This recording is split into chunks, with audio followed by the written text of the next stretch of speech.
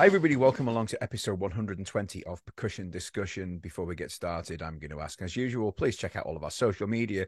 You can find us on Facebook, Instagram, Threads, and don't forget our world famous YouTube channel, where you can find all of the conversations, past and present, and they all have the video to accompany them. So there you go. You get to see my ugly mug as well as hear my dulcet tones. If you'd rather listen on the go, then all of our conversations are available in podcast form. These are free to download from your favorite podcast provider. So please rate and review if you get a few seconds spare. Always helps like-minded drummers find us and hopefully like us or maybe tolerate us as much as you do. Great stuff. Thank you. On to today's guest. I've been chasing this gentleman for probably 12 months now, hassling. He's a very busy guy, an incredible musician. He has played drums for Snarky Puppy for quite a while. And I think 2015 he left Snarky and started up his own thing, Ghost Note, which I've been lucky enough to see many times. He's MD'd the Zildjian Lives, where he played keyboards and put the band together and wrote all the arrangements. And incredibly, he is now Toto's drummer.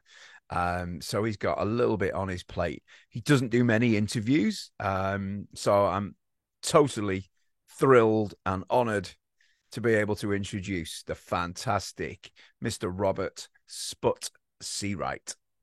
Sput, thank you so much for doing this. I really, really appreciate it. My pleasure. I'm very happy to be here. Yeah. Well, I tell you what, it's a real thrill to talk to you. We were just talking off air, and I think it was almost a year to the day when I caught you with Ghost Note in Future Yard at Birkenhead. Um, Good. and it was, and I think I said this earlier, it was one of the best things I've ever witnessed in my life. So thanks for that. Oh man, that's pretty cool, inspiring to hear. Because man, we love touring and we love going on those runs, especially going to Europe with this band. What with Ghost Note specifically, and I love traveling. Period, going to Europe playing music, but with this band, Ghost Note specifically, we love going to Europe and the way they receive us there and allow us to be ourselves and to kind of be authentic and don't really, you know, judge us, because we're goofy and having too much fun on stage. It's really gratifying to see an audience that appreciate music like that. So we've had so much fun going over there. So I'm happy to hear that. Oh, well, and do you know what? It's always a really good sign of there's something good on when you see the amount of musicians in the audience that I don't normally see at other gigs. Because, I mean, I don't know how many it held, maybe 500 at the most. And I must have known 50 or 60 of the best musicians in the Northwest in there. So, they appreciate the good stuff and they were there and enjoying it, but not just sitting there, not or stood in there. They were literally getting into it, bouncing, dancing, just enjoying. So it was great. It was fantastic.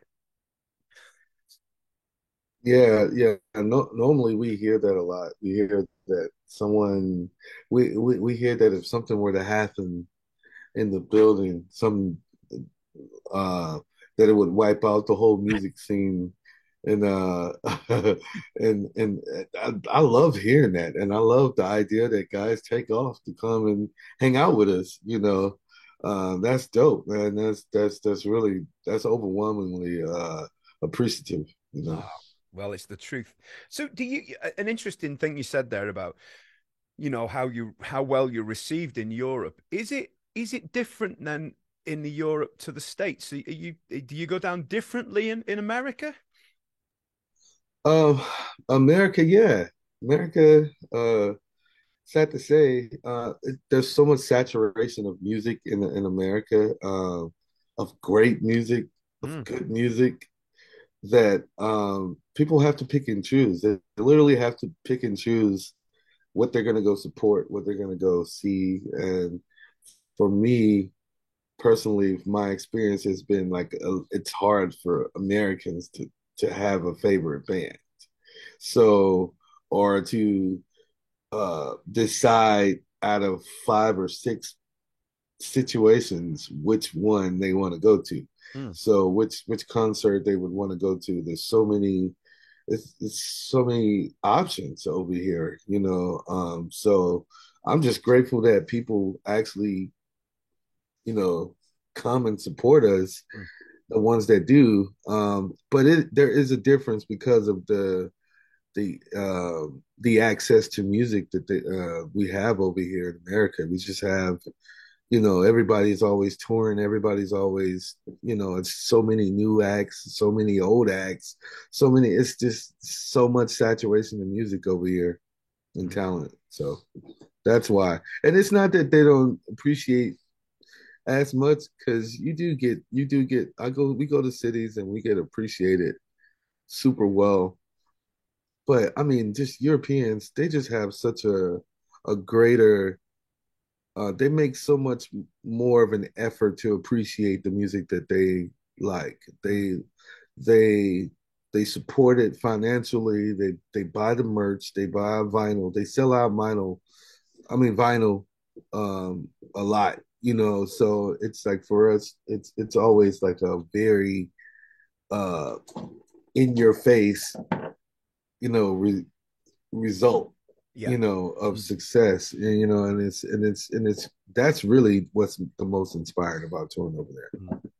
Well, we're also grateful that you make the effort to come over here. It's too easy to stay in your own country and just, there's enough space in the States. You could tour, I don't know, every day of the year and do a different place.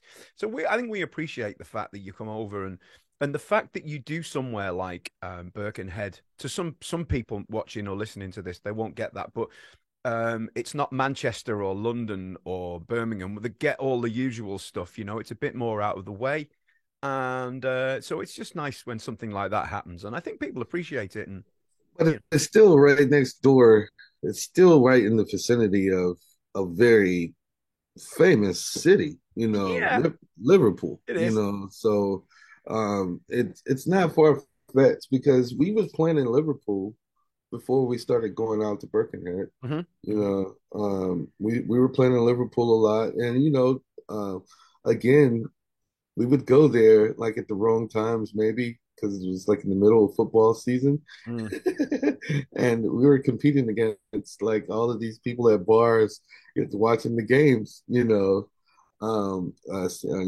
obviously rooting for Liverpool, but we would actually be there in the midst of like the cup, you know, the World Cup or something, you know, Yeah. and you know, just so we decided to start going, you know, we decided to try Birkenhead a couple of times, and we did it with Mono Neon, and then we did it with Ghost Note, and it worked. It worked out, you know. And most of the college students really gravitated towards what we were doing, and it's been a thing. So I think I'm sending everybody there now. Well, well, I'm in North Wales. I'm probably an hour away from there. And I know of at least 25, 30 people who made the trip over from here to go there. So there's, it's all good. Any plans to come back to the UK with Ghost Notes, but Yes, next year for sure. This year we're focusing on Ghost Note is finally putting out another record. it's been a And while. this year, yeah, it's been a while. We were supposed to put the record out in between 20 and 21.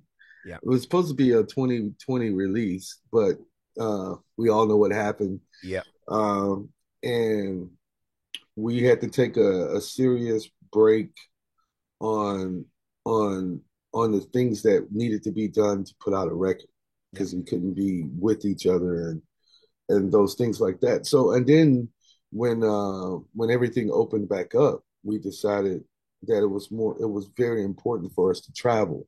Mm. So we were one of the first bands actually to go to Europe Wow. Okay. after everything opened back up. Mm. We were literally one of the first bands to travel from um the States to Europe to do a tour. And we did a tour in 21.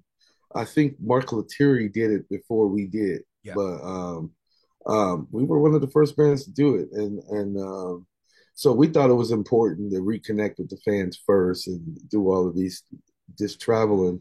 So we kind of did it backwards where we did touring and now at the end of last year and this beginning of this year, we took time off to sure. really complete the record, get it mixed, mastered, get it, done the way we want to do it, and now we're gonna market it and do the pressing and all that kind of stuff. Do the real marketing, to make sure people know it's coming out and do the whole thing, the push for all of the anything that can recognize any of the entities that can recognize it. We're going to do the things that we need to do to make that possible and stuff like that. So Good. Well, I'll really look forward to that. And I think, if it's been a while between albums, I think it gives people a hunger for it anyway. So hopefully, when it does come out, everyone's going to want to go and get it and attend the gigs and everything else that goes with it. That's the plan, I guess. yeah, and I mean, Mhm. we kind of after the pandemic we hadn't been playing together, so we kind of forgot swaggism. So we actually have been playing the new music. So Yeah. people, and if you've seen us in the last 2 or 3 years, you've seen us play this music Yeah. already. Yeah. So yeah, hopefully people are excited about it. Sure. Sure. Well, look, let's go back a little bit because your story is pretty fascinating. The fact that you're one of the most and I don't like saying this in front. I don't mean this to embarrass anybody, but I could listen to you play for as long as you're sat behind that kit. It never gets boring. Everything you do, I like. Just it's tasteful. But you have an equal amount of skill on keyboards, which is it just baffles my mind totally. So, where did it all begin for you, Spot? What was the earliest memories of music, if you like? Um, my parents, man, I grew up in a very musical household. I know people say that all the time, but Hmm. my mom and my dad met in college, both acquiring their music degrees. Sure. Uh, um, my mom is a pianist, choral singer. She was a musician, played organ. She used to play the organ, classically trained. My dad was an opera singer. Hmm. He was self-taught as a musician. He was an opera singer, and he's also a mathematics professor. Wow. But he was a self-taught musician that can play drums, keyboard, organ, and no God knows what else. I grew up in the house, and I just used to see him, and he was he was pretty good at everything he could do. Like so. But he never really like just pursued one thing. He's just doing it as a hobby, just Mm. whenever he felt like it, he would just go jump on an organ and be making up stuff, and then he'd be go drink some coffee or something, and he'd be done. The drums were set up, and I would see him jump on every now and then. That was a rarity. But when you see him jump on, he could play. He could actually play the drums, Sure. and I just remember the day where I was like, wow, like he can play. I was a kid. But my mom, she could play drums, she could play keys, and music was always going in the house. And we grew up in the black church and in the southern part of the states in Texas, in Dallas, Texas to be exact. And we went to church every week because they were like both leading the music department at the church. Yeah. We had to go like maybe 4 times a week to church, and it was a drag sometimes, most times. But um, I was always in church. I was always in choir rehearsals. I was always in productions for holidays. Always productions, like full on productions for Sunday services. Sure. Rehearsals for that, and I met a lot of. I was just exposed to a lot of great musicians and people that no one ever heard of or will ever hear of.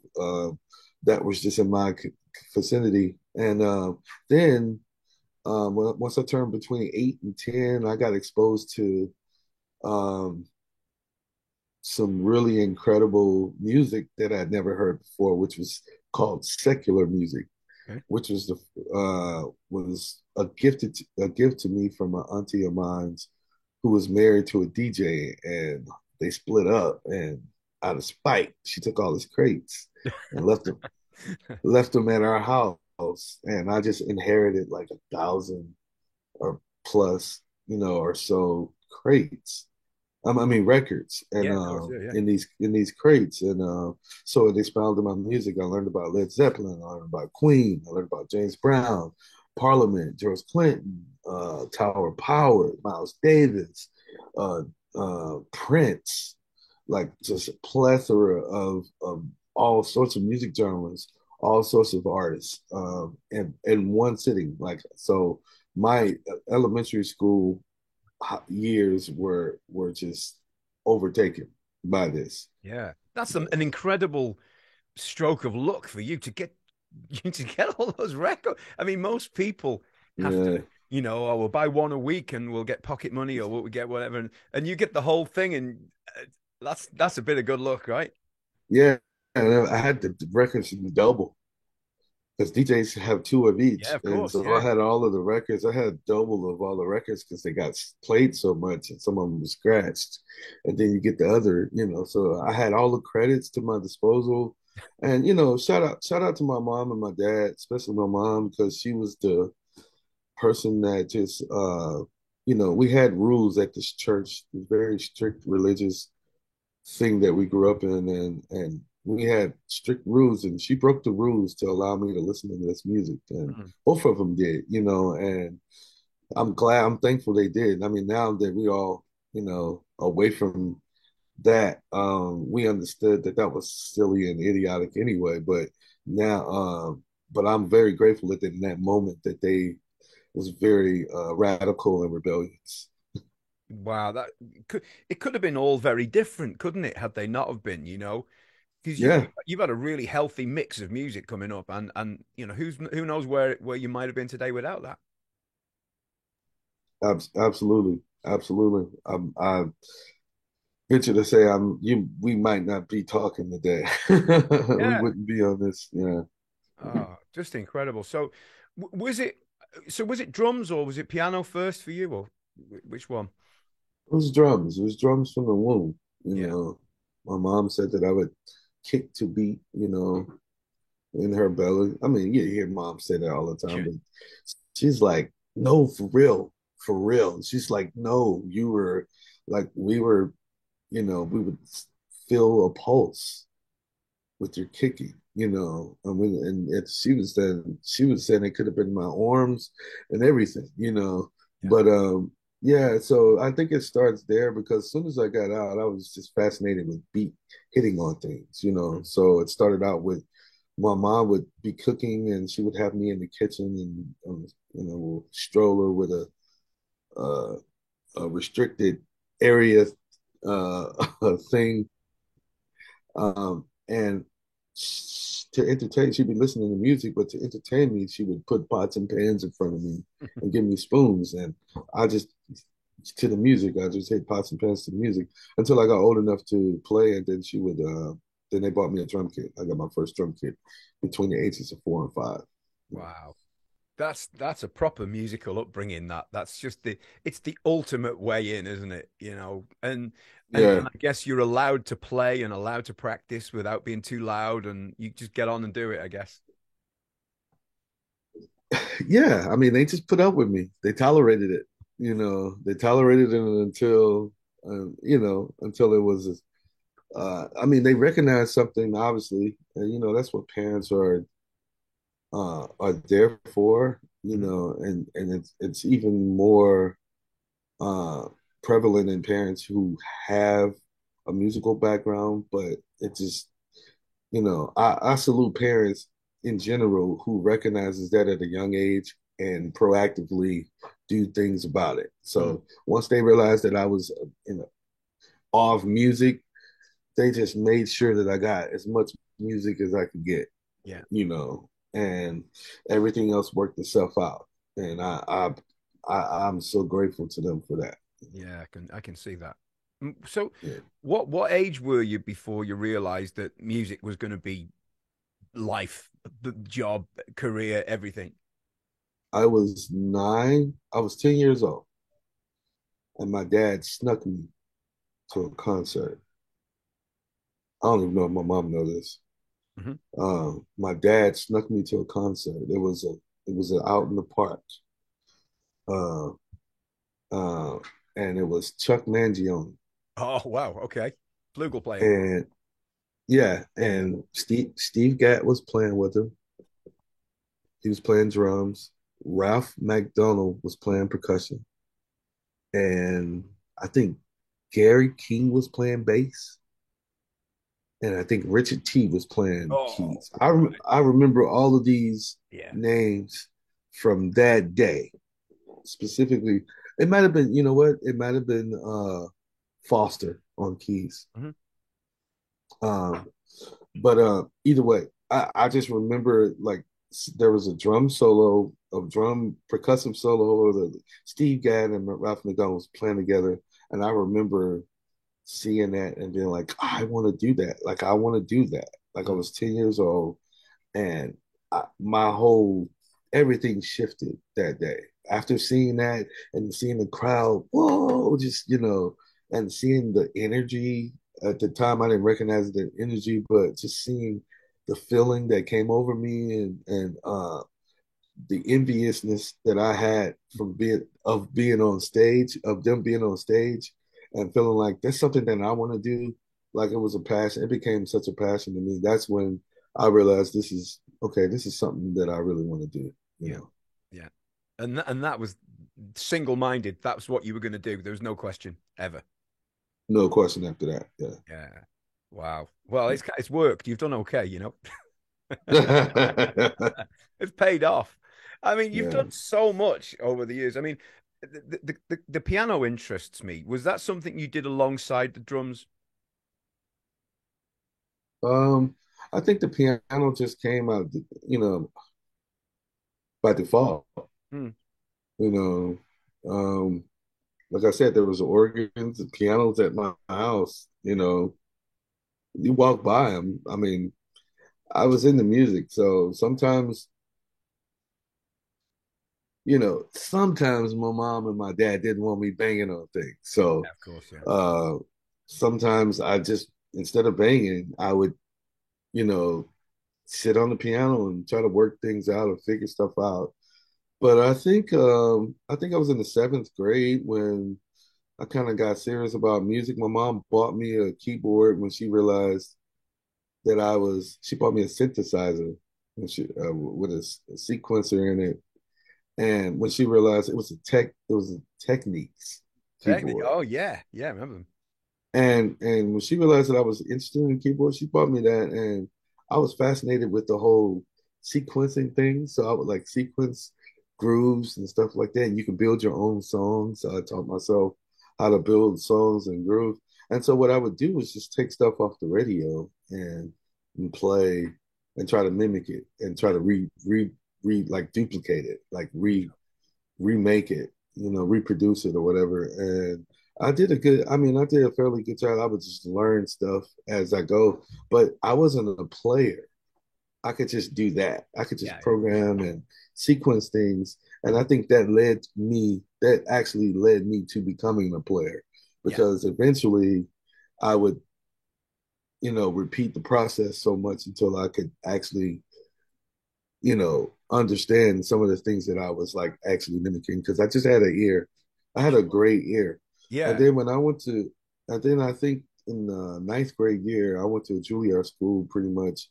It's called the Booker T. Washington Performance for Visual and Performing Arts in Dallas. It's the same school Erica Badu went to, Edith Brickell, Roy Hargrove, Sean Martin, did I say Erica Badu? Yeah, yeah, you said, yeah. Uh, uh, um, um, Nora Jones. Oh, wow. Right. Like all of these people went to this school, and not, no, there are clusters. There's like the theater department, the dance department, the acting.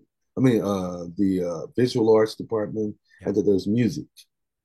And being in music, no matter what area you like wanted to focus on, everyone had to learn functional piano. sure. You also had to learn basic music theory, Yeah. even to be in the school. So me being in functional piano, it just kind of just brought all those worlds together, and that's the reason why I was able to. And it did help that during my senior in school, which I had been waiting to be in the jazz band, the A-list jazz band, for 4 years because the talent competition was very high, and we were supposed to get this piano recruit to come in, and my band director, he didn't show. So my band director asked me my senior year, when I was supposed to be the drummer finally in the band, to be the pianist for the band, the jazz band. So I ended up being the jazz pianist in our combo, our jazz combo, the pianist in a jazz combo, and I won a downbeat. Uh, we went to all sorts of contests, and I mean, like, so I was thrust into being a keyboard player, and that I'm kind of grateful for that, actually. Yeah, well, so good to have both sides. I mean, it opens up so many doors for you, doesn't it? That it wouldn't Yeah, normally. And from your Technics keyboard days, was that where the kind of production thing came from? Do you think that's where this that is started? that's exactly where it came from, Yeah, because I was building songs, building tracks. I was just learning how to do all of that yeah. stuff, and by the time I got the schooling for it, it was just connecting dots at that Mm, point. It was just like putting education towards what I already knew, yeah. putting the terms and all that stuff together. Yeah. Well, obviously, you've taken it to a ridiculous level. If we talk about the Ghost Note from the Zildjian Lives, the classic Zildjian Lives now, obviously you're no longer on drums for these. You're on keys and MD with your band, obviously. That's it doesn't get a much higher level than that, does it really? I mean, let's talk about that because that is so entertaining for any drummer or musician to watch. Um, and I know you write a lot of the music on there as well. So it must be a dream having to write music for these drummers, Lionel Lewis, Dennis Chambers, whoever else was on it, Yeah. Hmm. Marcus Gilmore was one of my favorites. I think he's Hmm. phenomenal. Is that a blessing or a curse writing for drummers? Oh, it's both. But this experience, normally it's both a blessing and a curse, but this is uh this experience has been wonderful for me. But to really, this is more a testimony of my business acumen Mm, as opposed to talent. Uh, this all started because I'm signed to Vic Firth. yeah, I play Vic Firth drumsticks, sure. and really it started with Vic Firth jams, Yes, of course. which one of my reps asked me. We just was brainstorming about doing something different, and I just always wanted to bring the Buddy Rich days back, and something like that. That experience. But I'm also in snarky at that point. So I'm like, maybe we could infuse like some of the things that we did, like we created with the whole snarky recording live Yeah. element, having people in the room while we do a performance type thing, and in a studio audience, like where you get the best quality of sound and you get the best quality of video, Mm, visual, yeah, sure. visual quality, and so this, he took my pitch, and he took it to Vic Firth. Vic Firth is at that point was had just been bought by Zildjian, Yes, of so course. they had emerged as one company now, and so Vic Firth, we did 2 successful years of that where we did the same type thing, and Zildjian was like, "Man, this is awesome. This is amazing. Can we do this for Zildjian?" Mm. Now, I think you wanted to talk about me being with Minor, so Yeah, the yeah, Minor absolutely. Yeah. symbol company, but and I'll tell that story later. But Yeah. the because I'm with Minor, what I did with Vic Firth, I would, I'd write all the songs, arrange all the songs. Some songs I took and just rewrote the song. It might have been a favorite song of the artist that I like, and I Yeah. took it and I kind of arranged the song to fit this particular thing and write parts to it. Because we had to write instrumentation for a band, a 15-piece band. So my idea is that we would have a 15-piece band, a multi-horn section, guitarist, two keyboardists, rhythm section with a percussionist, three singers, so it was like a 13 to 15 piece band, Yeah. Yeah. Yeah. and it was interesting. So I had to pretty much rewrite all the songs. Some songs I wrote from scratch. Some songs I took ideas from the actual artists. Yeah. I would get with them and just figure out, what kind of style they would want to play, and then we go from there. And I would send them a demo and do this. So, anyways, it makes sense to use, like, it was doing the NAMM show. It was doing the time. So Okay. for me, it made sense to use that, use local musicians there. So I wanted to get up and coming younger local musicians that were fire, that that was super talented, that people may not have known about. So I can give them Yeah. opportunity, because that's, to me, that's more of a thing too. It's easy to get all of the top notch guys, the more popular guys, but you might not get as much time from them because they're so busy, Sure. So I wanted to use some of the younger guys, and that was great. And I was able to do that. We did 2 seasons of that. So when um, Zildjian asked, it was the second year, they asked me to do the same thing for that brand. Um, I had two dilemmas. I was on tour, uh, and I had to write all this music, and rehearsal time with the band. I had to like stretch myself to get to the NAMM show, Sure. So I was on tour with my band, Ghost Note, who had just started.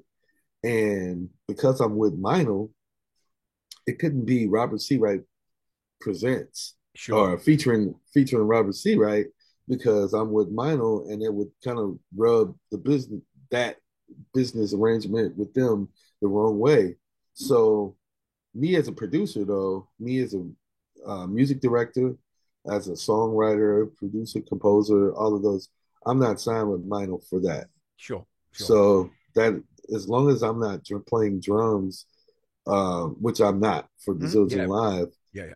I thought, instead of being presented or featured or produced by Robert Seawright, it was an opportunity for me to use my to uh, to expose my band, Yeah. and to kind of showcase them in a way that would hopefully help our trajectory as Yeah. well. Yeah. Yeah. Of You course. know, so I got them to say featuring Ghost Note, and I would still be at the forefront of everything, obviously, but it made everybody happy. We took, instead of our percussionist, who's a Mino guy as Mhm. well, Yeah. instead of him playing cymbals, he didn't need cymbals. We just used Mino percussion, Yeah.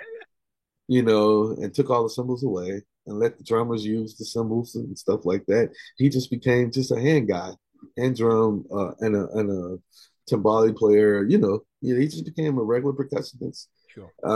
and everybody was happy.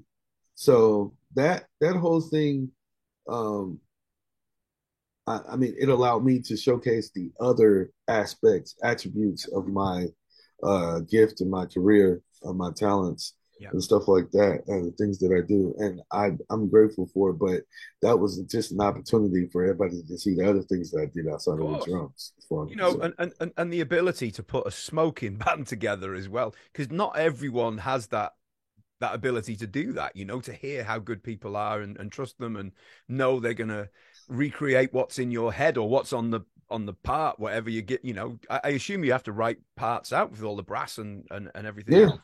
Do yeah, you arrange everything. do you arrange all that as well? Do you write the parts out or just Yes, yes, wow, everything.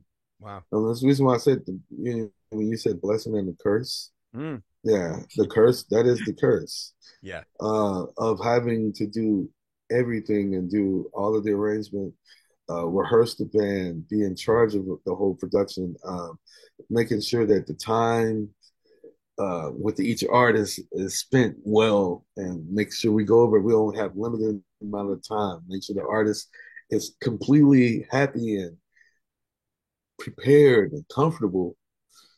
Sometimes they wasn't. There was one in particular. I won't say the name, but there was one who was didn't like the song that I presented, I think I know and who yeah, this is. I don't know, but there was one I that think didn't. I think she has been on the podcast. Oh, okay, yeah, yeah. Sarah, Well, then don't it's cool. She said about it. Don't worry. if she's told the story, She's told if it. she's told the story, then yeah. Well, then fine. Yeah, but I mean, like the thing about that is the drag. Like I studied the way she played, Yeah. and I like we had done this before with with the Vic Firth jams because she did both. Yeah. And so the Zildjian Live, I was like, okay, I'm gonna get it, I'm gonna nail it this time. Took all the things that I saw she was doing on the internet, and the difference, the difference. I don't know if she didn't like the song. I think that she wanted to showcase her facility more. She Yeah. wanted to play more. Yeah. I think that's what it was. She wanted to showcase her chops. That's Yeah. really what it was. And which is I'm not mad at. I'm not mad at that. But honestly, that's the first artist that ever said anything like that. That Yeah. they wanted to just showcase their chops. So it was like I was like taken by it because I was like, what? Well, okay, okay. I mean, we're gonna give everybody solo moments. I'd make sure that that happens. Yeah. But she just wanted to. She wanted everything to be about showcase her chops, which fortunately, I mean, like I dug in the bag at 2 a.m. in the morning. Said. After rehearsal, we had to wait for all the other artists to be rehearsed, and because mentally I was fried, Yeah, and man. I can imagine. um, I got on the piano at 2 a.m. in the morning, and I just started playing this thing. And she said she wanted an odd time meter, so I started doing something, A 5 and a and 3, she mentioned. yeah, and I started doing it. I don't remember all the details, but I started doing it, and she was like, "Yeah." I was like, "Okay, let me record that." And so blah blah, yeah, yeah, all right, all right. We did another section. I was like, "Well, give me a rhythm, give me a pattern you want to play." And so she gave me a pattern she wanted to play, and then I put melodies and harmonies to it, and to a pattern. And okay, so this would be the B section. Fine, cool. I'll come back and create an ending for the A section to tie these two sections together. And then I was like, so what do you want to solo? And she was like, well, I can solo over either one of these sections, but I want the last section to be explosive, blah blah, And so I had to go and to create this whole vibe in my head, and then the next day fully teach it to the band because I tried to introduce it to the band that night, but it was like 3 o'clock in the morning. Everybody was ready to go, and the next day I had to teach it to the band, So like fully teach. you didn't have time to write parts out or anything. It was just literally. No, I had to manually teach Oh, everybody, yeah, that's tough. and in real time. I had to show everybody the parts in real time. The only time I've ever done that, and probably the only time I will do that if I want to have a band. Yeah. Uh, but Yeah. uh, but but no, it worked out. Excuse me, it turned out fine. It worked out to be an amazing arrangement, and Yeah. I mean, like I was looking around. I mean, I don't know if the camera caught me, but I definitely did one of the, you know, I definitely did one of those things after that performance. But it was, I don't know if we mentioned who it was, but it was, I think it's the only female that's been on, I think. And it's Sarah Thawer, is a Yeah, Sarah great Thawer. Yeah, great drummer. And she was singing your praises for doing that because she said it was literally yeah, last minute. And she said, she was very honest that she said, "Oh, I just wasn't digging, I want 7, I want 5, and I want 3." And yeah. She wanted to go ham, which I mean, and a lot, especially drummers in that generation. I'm a couple generations removed from the younger guys now, but and girls. But I was my thing was it was it was showcasing the grooves, and then that's always my Yeah. approach to writing music, showcasing the grooves so that when the solo section comes, it's like an arrival, and it's like it's been a journey to get there, Yeah. Yeah. so that's always been my. But the younger generation, they got a lot, to get out, so they be wanting to get it out Sure. from jump. No, they just want to go, and I understand. I respect that too. Of Because course. when I was younger, when I was younger, I was probably trying to do that too. To be honest. But yeah. So it was it's quite a humbling thing because you're charged to create this music and make everybody try to make everybody happy, Sure. and to have that one moment where I didn't do that, it's just it's humbling. So yeah, I think it helps. I think it helped me. I didn't think I was just mostly concerned that we weren't gonna have a song for her, but I mean, I did something I didn't know I could do, which is conjure up a situation like at 2 o'clock a.m. in the morning.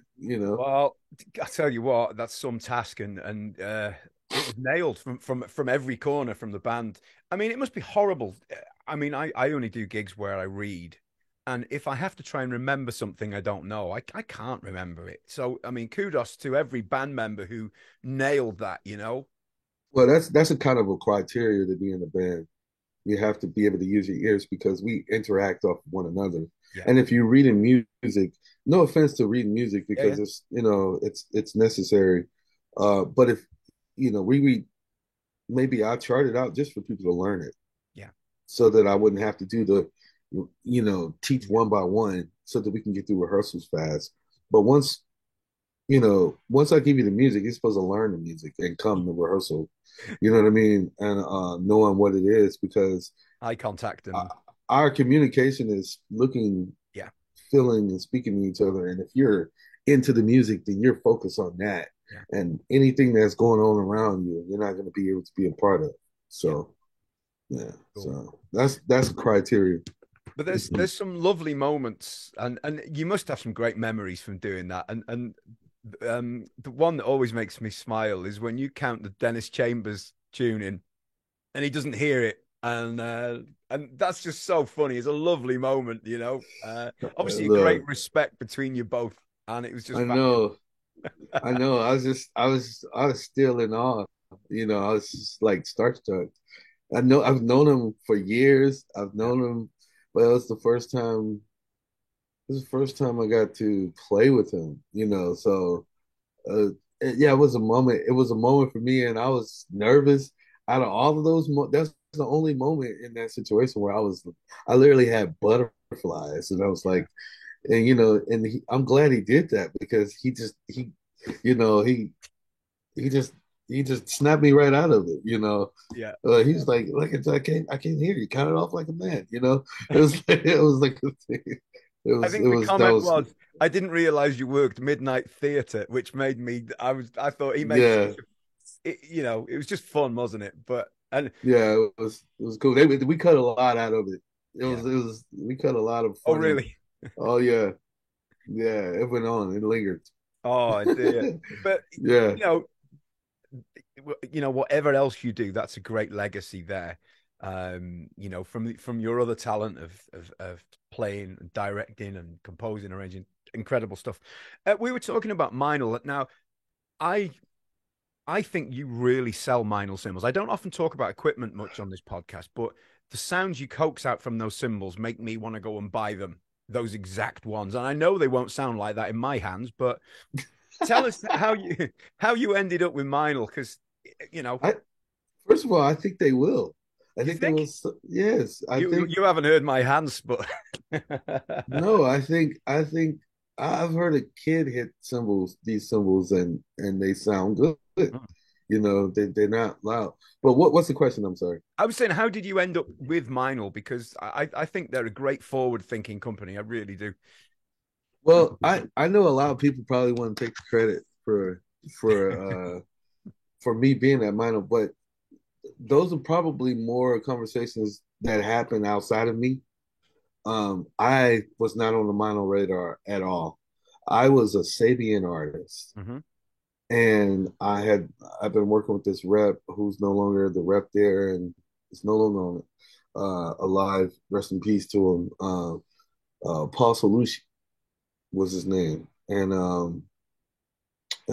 he's a great guy. I actually we had differences, but we actually rekindled our friendship, long before, and I sent him over other artists, to sign to them before all was all over. But during this one particular time, I wasn't as popular as a drummer.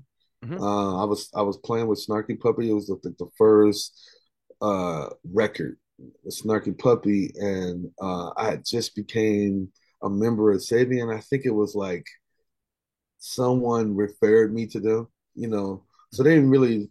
Social media wasn't a big thing, and I wasn't big on social media anyway, and there wasn't a lot of clips of me playing. My credits was around, but it wasn't a lot of visual things.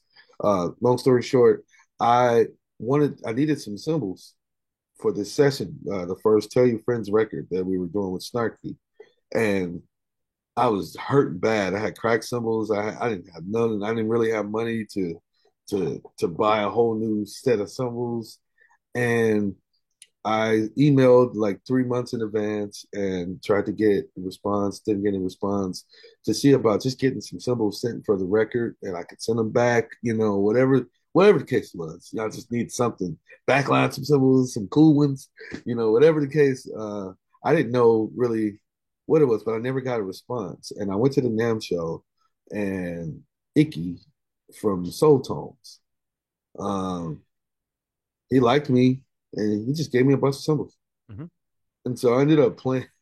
I ended up playing a mismatch of cymbals, whatever cymbal I had from Sabian. I ended up playing mostly like soul tone cymbals on that whole record. I appreciate him for that because uh, vaguely liked the cymbals. I really didn't like them as much Vaguely. um, as I liked the Sabians, at the time. But it was a full pack of cymbals, Hmm. and he sent it to me, and I was able to get through the session. All right, so fast forward, that video comes out. Paul hits me up, and he was like, "Hey man, I'm just seeing these emails. I'm sorry, how did we mess this up?" Blah blah. Sends me. He was like, "What can we do for you? I'm gonna send you a pack of symbols right now. Send me 10 symbols. Fine. Send 10 symbols of my choice." 2 years go by. We're going to do another Snarky record, and I'm like, same thing, same process. Email.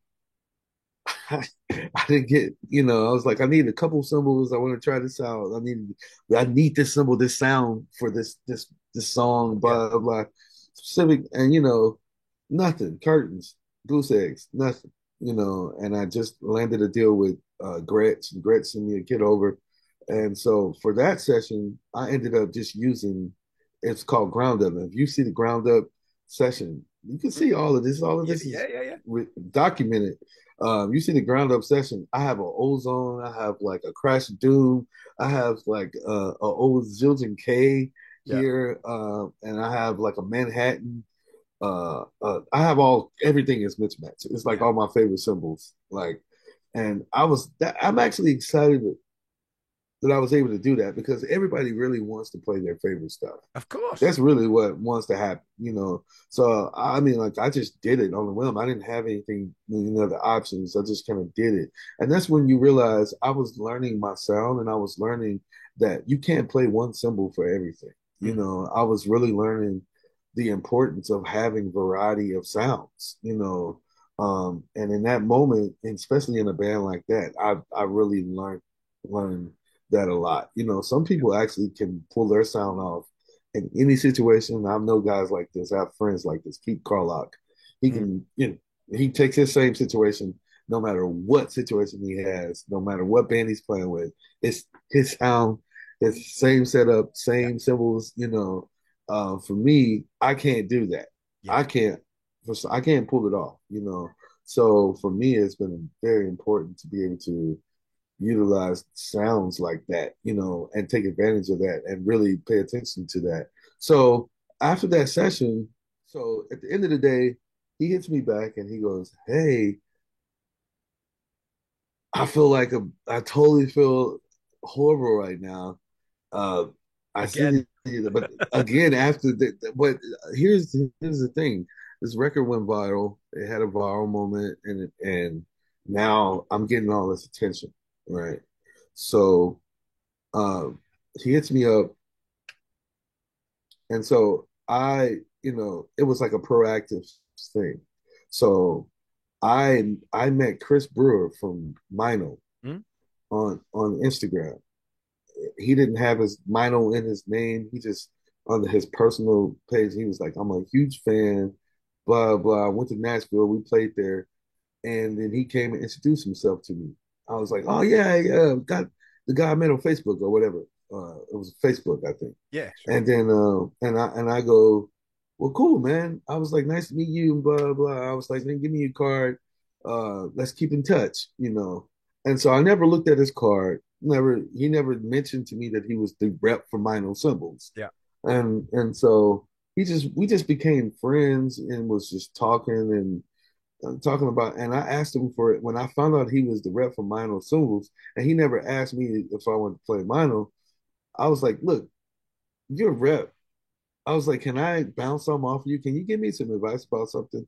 I was like, "I'm with Sabian," and I asked him how they would want to hear from an artist about being really wanting to be an active member on the roster Yeah. of a company. And he gave me advice. I was like, "I would like to write a letter to my rep. Could you help me construct a letter?" He helped me construct this letter, and it was a letter saying, that I would love, just to be considered before things go viral, just to get an email answer to and blah blah.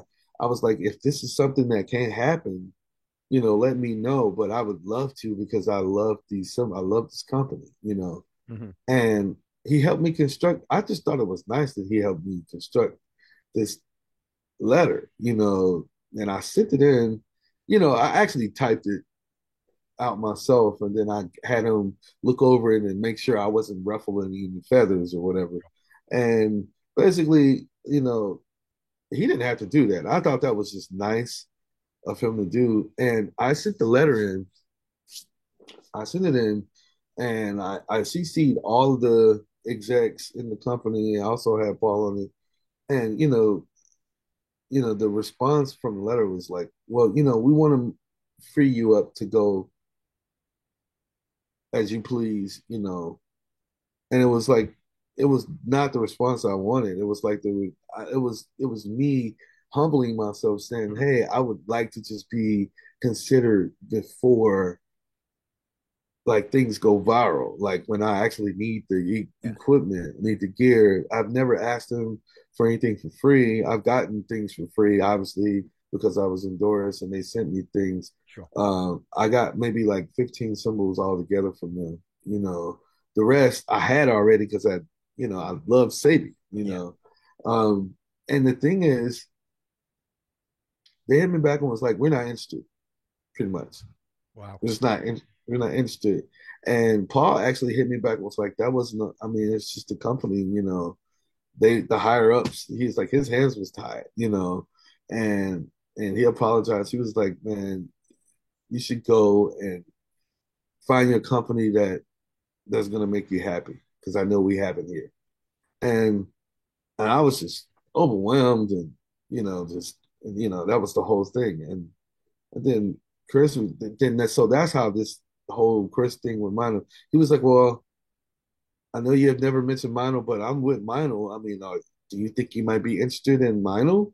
And I was like, "Nah." I, I was like, "Nah." I was like, "Thank you, but nah." He's like, "Have you ever played the symbols?" I was like, "Nah, nah. I never played the symbols." He was like, "Well." he said, send me a list of all your favorite symbols. Send me a list, and I promise I can try to match it for you, and I'll send it to you. Send them the symbols. If you don't like them, we don't never have to have this conversation again. And he sent me the symbols, and I was I was really about that Crash of Doom. The Yeah, Crash of Doom. yeah, I was like, if you can match this Crash of Doom, I'll deal with everything else. And he got real close, and then he sent me. I was like, this ain't it, but you got something else? And then he sent something else to me, and I was like, okay, all right, this is enough for me to. yeah. This is enough for me. If you guys are interested, this is enough for me to, I Got on mean, I had board. a whole package of symbols that I actually liked. Yeah, I never heard them before, sure. but I actually liked and was like, whoa, like this is enough for me to like dive into. I want to come down. I want to hear all the symbols. I was like, I know you can't send them all to me. I want to hear them. So NAMM was coming up, and I got a chance to go to NAMM and hit on a bunch of symbols. They brought everything, and I hit on everything. I was sold. Well, anyways, I came back to Nashville. We signed, and the rest is history. But I'm an advocate for liking what you play, Yeah. Oh, not being about hype, not being about the trend, if you will, mm, but literally liking, being a fan of what you're playing. And I yeah, tell people all the time, I was like, if you don't like the cymbals, then don't play them. If you don't like the drums, don't play them. You don't like the drum heads, don't play them.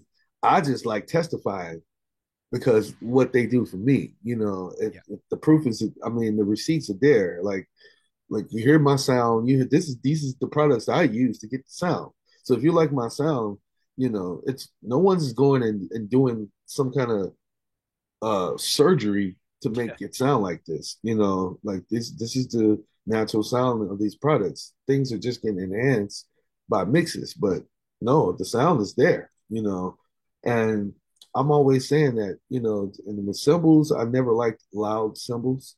hmm I never liked bright sounding cymbals a lot. yeah. And I felt like the decay of cymbals sometimes washes over the long decaying the long decays washes over what you're trying to do around the drum set once you hit the Totally with you. cymbal. Yeah, yeah, And I just felt like I found that in Mino. I found the reason why I hated that. I found the answer to that. I yeah, actually realized that was why, because I would hit the Mino cymbals and they would decay real fast. yeah. And I would hear that. I'd be like, psh, you still get this crash, you get the splash, but then it just fades out like a fade or something, you Sure, know. sure. And a lot of symbols, and I couldn't find another symbol that sounded like that. Yeah. So whatever they were doing, they're doing good. I don't know if they're giving the recipe away yet, but as long as they keep doing that, I'm always gonna be a fan. So I that's the whole mind. I'm literally blown away. I did a gig a few weeks ago, and it was a house kit, and it was all minor symbols, and they were dark, beautiful. It was like somebody been to the factory and matched them. They were so perfect. And now I'm thinking, yeah, I need to play minor symbols. Oh dear me. But hey, Yeah. oh man. I know you're a busy guy, but there's one thing I have to talk about before we disappear. When you were growing up as a young guy, were you a Jeff Porcaro fan? Yes. I So didn't know. you get where this is going, right? Yeah. Yeah.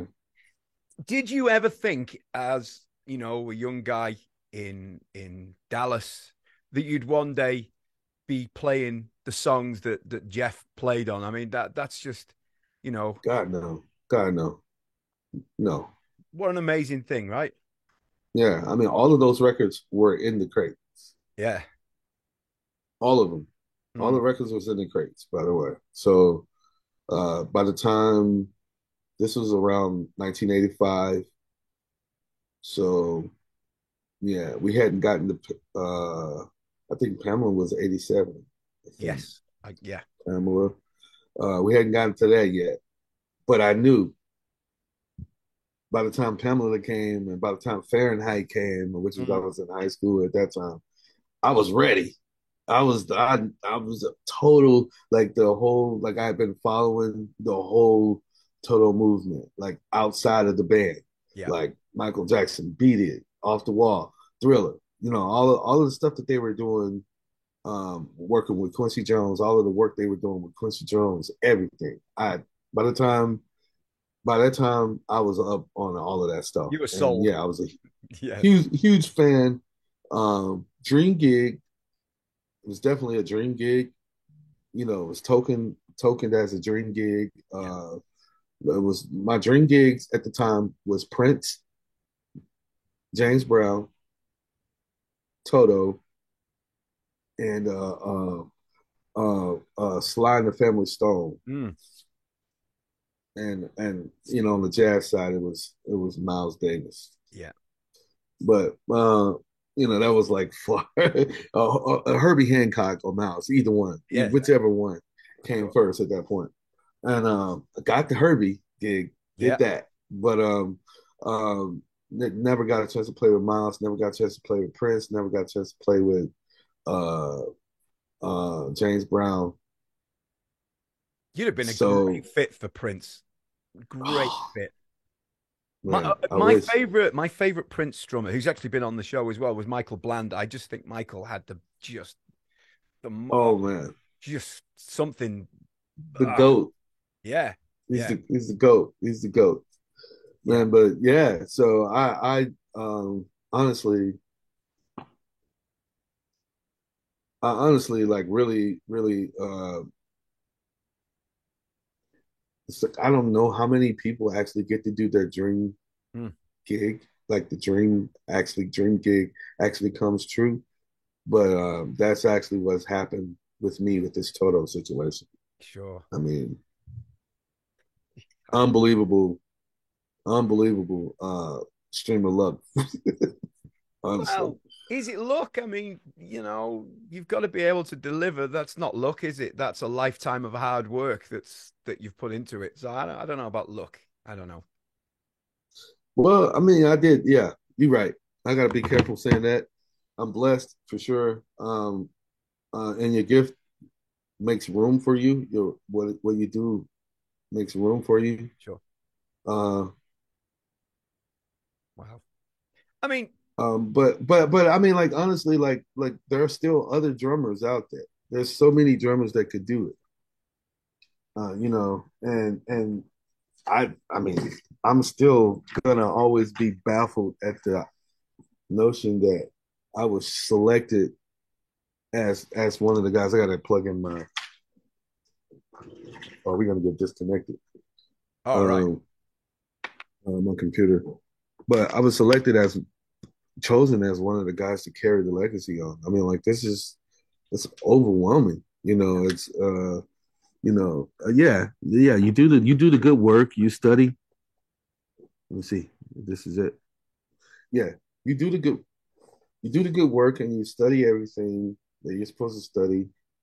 You put yourself out there, and the way it came back was weird because the keyboard player, I know the keyboard tech. Okay. I know the guy that's the keyboard tech. He's one of my really good friends. He's always talking about Toto.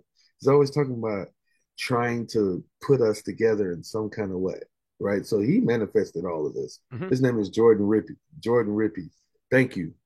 Um, he, in his own little way, he didn't know it, but he manifested all this. He called me when David Page couldn't tour anymore. He called me and asked me for a keyboard player, All right. Okay. preferably one that can sing. And I recommended both for the keyboard players and Ghost Note, my own band. Yeah. Like at the time, I was like, oh yeah, I know two guys, but I realized I was like recommending my guys. Yeah. I was gonna lose one of my guys, and they was like, it needs to be a LA based guy, so it was Dominique Taplin, Yeah. who's on the Zildjian Live. Of course. Uh, so he went, and he had been in the band for I guess 4 or 5 years now, and he was always playing Ghost Note videos. He was always, you know, digging because he missed the band. He couldn't tour with us at one point, so he would always just, to connect with us. He'd always be looking us up on YouTube, seeing what the latest clips were, stuff like that. And they were on tour buses, and they would hear this music. He would be playing Swagism to them, and they were hearing his music and they became fans of the music. And I look over one time, man, we were doing a show. I looked over to the side of the stage and the whole, like the gang was right there. And there was like, and I was like, I turned around and was like, are you, are you kidding me? It was like at North Sea Jazz or some crazy thing. They were happened to be in the same city, or it was overseas too. It was in Mm. Europe. And I was like, oh my God. And so, uh, long story short, Steve Lukather I had a conversation with Dominique. Was like, do you think he'd be interested in playing in the band? And Dominique was like, I don't know. Ask him, you know, ask him, and he was like, can I get his number? Get his number from me. Gave him my number. I was like, sure. Give him my. Are you serious? Are you kidding me? Give him a number. And so he called me at the blue, and I didn't. It was in 2019, and he said, "Hey man, this is Steve Lukather." And I was like, "Oh yeah, who's playing?" I was just playing on my phone. I thought it was Jordan. Um, and he's like, "No, no, man, for real, it's really me." And so he was telling me he wants to, he's going to reconfigure the band, and he wants to bring it back one more time, and he would like for me to be the drummer, and he's trying to sell me on being the drummer for Toto, which is the weirdest shit ever. It's like, bro, you don't have to sell me on being the drummer for Toto. Yes, I will do it. And then 2020 came, and obviously the pandemic happened. Everything was supposed to happen in 2020. So the pandemic happened, and I didn't get a call from him. So I just assumed that it wasn't going to happen. Yep. And then towards the end of the summer, I get a call. Now, all the way from the time he talked to me to the end of the summer in August or something like that. I'm just getting over COVID. And actually, no, I'm not. No, I hadn't even gotten COVID yet. But I get a call, and he's like, "Hey man, are you still interested in the band?" And blah blah. Still interested in the band and doing this with us, blah blah.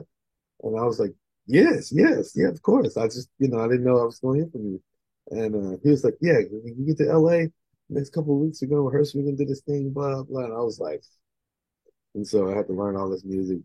I knew more of the music, the hits, but all of the deep cuts, I had to really get into the deep cuts and learn all this music. And the rest is history, man. Went there, did rehearsal and rehearsed for 2 weeks, and we did that um, DVD taping, the live Yes. streaming, Sure. which is now a record.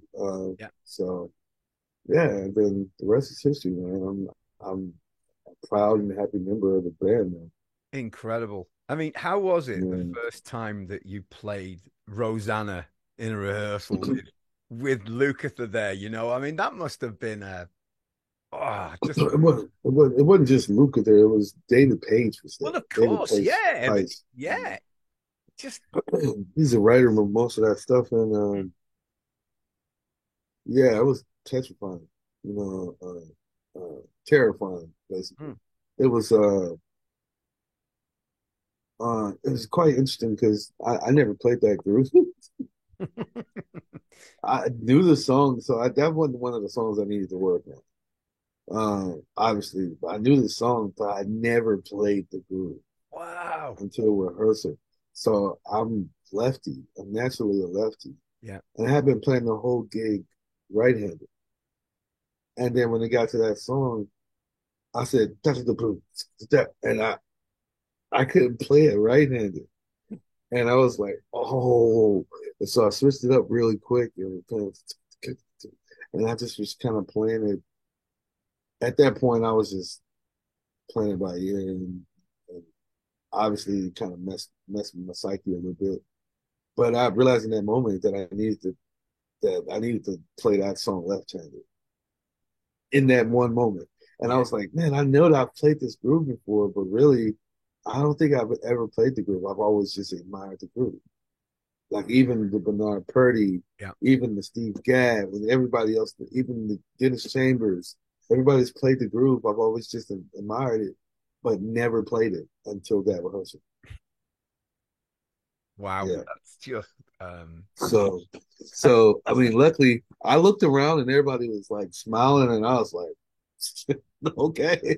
oh wow. So it worked out. It worked out. And then doing a DVD recording, the taping, the stick broke on that intro, and you know, it somehow it worked out then too. You could the stick broke. Like I Jeez, I didn't know just that. kind of like yeah, yeah, Wow. Was right it in the middle. interesting recording that? Obviously, because you're recording it without an audience. It might be a few crew members you can hear cheering in the background, but was it hard to get that energy, or was the energy there? It sounds like the Nah, energy there. energy was there, man. It was just like the energy of. I mean, because for me, it was being streamed, Yeah. and so I didn't know at the time that it wasn't being streamed live. Yeah. You know, I just, I'm like, man, there's got to be a million people watching this shit. So the energy was there for me because playing just with all the lights that was going on. I mean, like usually when you standing on stage and you see all these lights, you can't see people anyway. No. You can't see them. Yeah. So you know they're there, but you can't literally see them anyway. So the energy is the lights and all of this stuff. For me, that's all it needs. And then the camaraderie on stage, we were interacting with each other and playing. And Steve was coming over and smiling at me. And, the expectation is really high, and we just all played to higher heights. And then as I look at the band now and how we sound now, light years ahead of where we were then. But Yeah. that day was really special. So is there a lot happening with Toto at the moment? Have you got is there any tours happening or Yeah, we did a tour that started February the 2nd and ended April the 25th. brilliant? So Cool. we did in the States, where some of it was with Journey, Yeah, and some of it was us just doing our own dates in between the tours, sure, in sure. between the Journey tour. We were opening up for Journey, and um, uh, this year is what the schedule has been. So we're going to go to Japan in July. Okay, July the 8th through the 22nd. We'll be in Japan sure. touring touring there and all the cities there. And yeah, man, uh, that'll be our touring for the year, which is a lot, Yeah, yeah, honestly. But and then next year is going to be crazy touring year as well. So it's a handful. Now I just doubled my play. It's got the Ghost Note half a year and Toto half a year, so it's crazy. it's a So that's oh yeah, nice problem to have. it's beautiful. Yeah, I'm not complaining.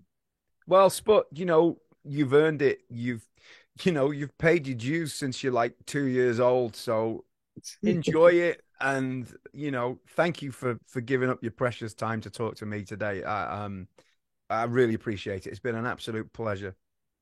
Man, thank you for even considering me. Thank you for being inspired by anything that I'm doing.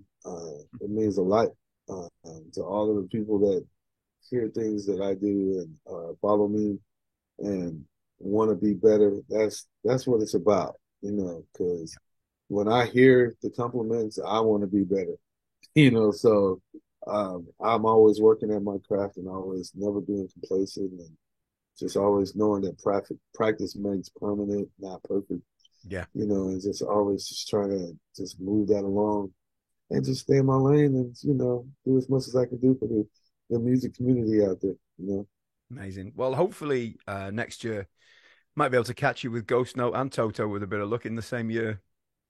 I, Yeah, well, you didn't catch us last year, but we actually came to Europe last year. yeah, I know. I unfortunately on the dates But we didn't come to the UK.